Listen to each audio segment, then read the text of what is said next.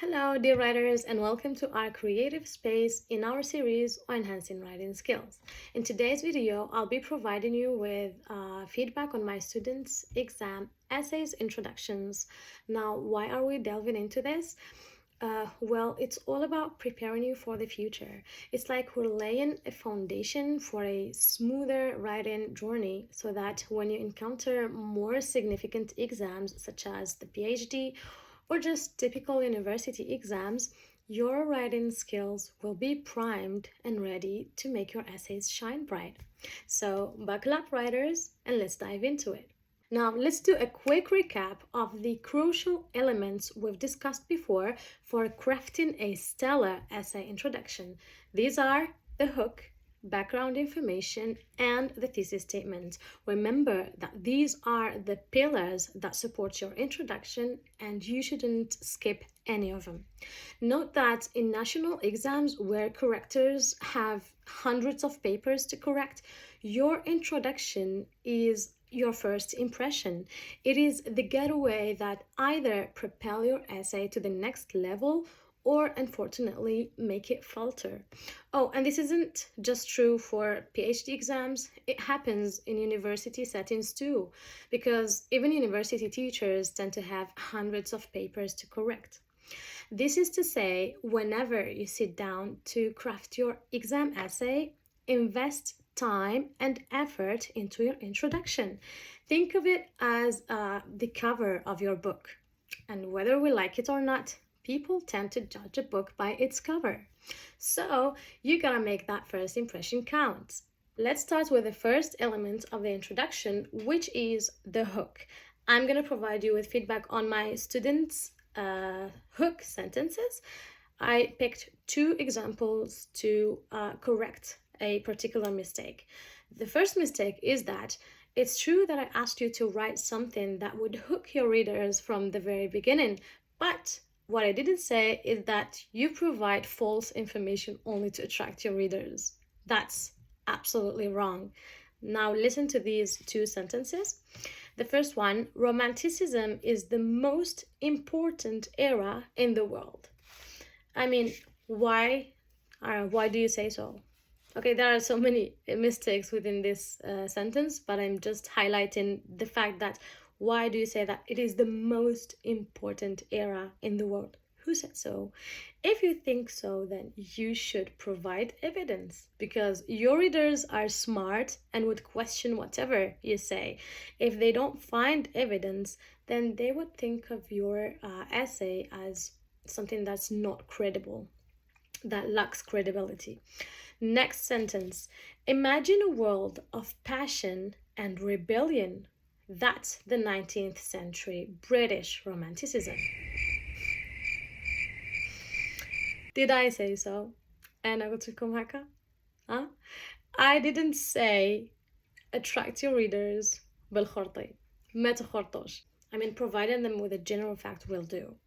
Now, I must highlight another mistake that I noticed in your hooks. That is being too specific, which is wrong. Your hook sentence should be too general that anyone who knows English can understand. And that's the point of it. It should attract your readers, okay? But by starting your essay like this, Romanticism came as a reaction to the Enlightenment literature. This sounds like Chinese to someone who does not know your topic. That's why you shouldn't start with something specific. And I know why you tend to do this because you think that Miss راهي فاهمة على واش راني نهضر تما ندخلها طول في الموضوع, but no, I said that when you write your essays, forget that I'm your miss. نساو بلي أنا الميس تاعكم ونساو بلي your miss is correcting your essays. Okay? Think of just a stranger exam corrector because that's how I act while I read your essays. I'm sorry, but this is how it works. Moving to the second stage of your introductory paragraph, which is background information. At this stage, you should clearly introduce your topic. So هنا your reader لازم يفهم الموضوع اللي هتحكي عليه. For instance, if you're talking about romanticism, at this stage, you should introduce it as a British literary movement that spanned, let's say, the late 18th century, etc. And just provide 2 sentences or 3 talking about it in a general manner, just to give your readers hints or idea about it. Another mistake that I noticed is that you provide too many information but without stating your topic. Like you keep hinting, providing information like this literary movement came as a reaction. The writers of this literary movement focused on this and that. And you don't state the term romanticism until the end of the paragraph, which is wrong. At this stage, you should clearly introduce your topic and the concept you're dealing with. I think this is it. And do not stuff it, okay? The more you stuff your introduction with too many information, the more it becomes boring and unattractive. The last stage of your introduction is thesis statement, and at this stage, you should unfold your essay's content. We have already mentioned before that it serves as an outline to your essay. So you should think of your essay as a pyramid, moving from too general and then narrowing it down until you reach your essay's main idea. After the thesis statement, you can provide a sentence that acts as a smooth transition between the first introduction paragraph and the paragraph that preceded it. In case your thesis statement is the last sentence of your introductory paragraph, then it's fine because it serves as a transition sentence itself.